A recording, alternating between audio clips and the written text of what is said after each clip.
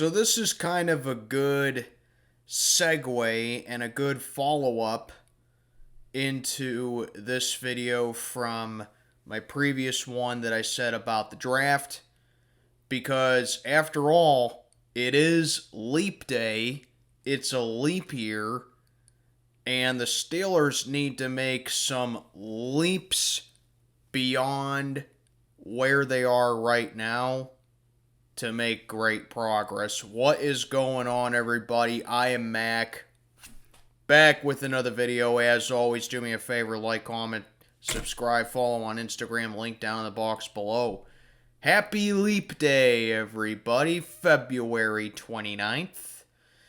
And kind of like what I said at the beginning, if the Steelers are to make some moves this offseason, and Omar Khan is to show that he is the GM of this franchise, this is the offseason to punctuate it on. And we're all sitting down here wondering the same thing about what big moves that the Steelers need to make, whether it's a quarterback change, whether it's beefing up the offensive line, whether it's who we draft, you name it. There's a whole bunch of stuff that the Steelers need to address this offseason. But what's going to be that one big move? That one big leap that the Pittsburgh Steelers are going to make this offseason? Because over the course of this franchise's history, I'm not even talking about back to the days of the 60s or the 50s or even the Steel Curtain era or the 90s.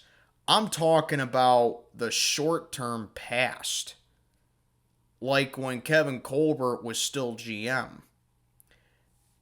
When he, Tomlin, whoever, Artie II, Dan Rooney, whoever, when someone said that a big move was going to be made with the Steelers in whatever part of the offseason or even the regular season that there was going to be, you could tell by the body language, by that personnel member or whoever it was, like I said, that they were going to match what happened. And they didn't actually say what they were going to do, but they pretty much said, well, they were like, well, now this is going to be the case, or this is going to be, the norm for right now, or this guy's coming on in. They didn't tell you right away, but you could tell by the body language and by how they matched it that something big was going to come on the horizon. I don't really get that sense right now with Omar Khan. And it's for a different reason. Because A, Omar Khan does slap the table, and he does hold a lot of people responsible, which is what I like about him. But let me ask you this. With all the flack that Kevin Colbert has gotten over the years with the GM, with his lack of making moves in the offseason or big free agent signings or whoever, Omar Khan really hasn't done that big move just yet, and that's what he needs to be doing, at least right now. And is this the offseason that he's going to do it? Because Steeler fans, let me ask you a question down below. Let me ask you a question, okay? And you could probably correct me down in the comments if you want. I really don't know. But other than, I would say, maybe the Minkah Fitzpatrick trade from 2019, can you name me one other time that the Steelers made a move that was not only great, but it just blew your mind? Like, wow, I didn't see that coming. Wow, this was a complete out of character move or something that the Pittsburgh Steelers would never do in a billion years? Can you name me something that the Steelers have done other than the Minkah Fitzpatrick trade? I know people would probably say firing Matt Canada, but that was a no-brainer. I mean, anyone with half a brain cell would know that he needed to go. And I think that big move has to start not with the O-line, not with drafting a center, not even replacing Mike Tomlin, in my opinion. Because Mike ain't going anywhere, no matter how much we want him gone. The fact is, he ain't going anywhere. But I think it needs to start with the quarterback, with your big move. And I know with the Justin Fields rumors, and I don't like Justin Fields, and not even Chicago doesn't want him at this point. But with Mike Tomlin's stance on Kenny Pickett, with him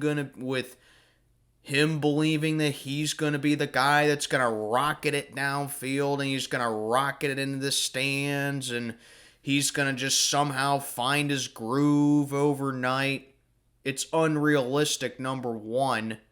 And number two, if the Steelers were to land Justin Fields or Russell Wilson or Kirk Cousins or whoever else we're rumored to get, this would involve trading a lot of real assets for a quarterback. Like, you're talking about your first round pick, your second round pick, or whoever.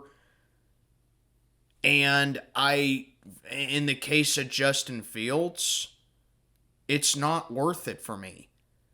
Because Chicago doesn't even want him right now. And for our case, do you really want to give away valuable draft capital for a guy who has a touchdown to interception ratio of 4-3? Ask yourself that question. Is it really worth it? I'm not a fan of Justin Fields. I don't think Kenny Pickett's the answer. I want to move on from him. But not with Justin Fields. I don't know what the deal is with Russell Wilson. I don't know what the Vikings are doing with Kirk Cousins. We know that our quarterback situation isn't any better because, let's face it, we got Kenny Pickett. Mason Rudolph most likely not going to stay here because I don't think we're going to offer him something. He's an unrestricted free agent. I don't think he's going to stay here. He wants out. He wants a clean slate. I don't blame the guy. And before, it was even Mitch Trubisky. He gone. The point is, that one big move, and as much as I would love for us to go center with our first pick, okay, that's a predictable one. I'm talking about starting with the quarterback. That's where your first big move has to happen, my personal opinion. That's how you make leaps and bounds better and leaps and bounds to your front office and your higher power in ownership. Let me know what you think down in the comments below. What's that one big jump that the Pittsburgh Steelers need to make this offseason? I am Mac, checking on out for the day. Have a good one, everybody.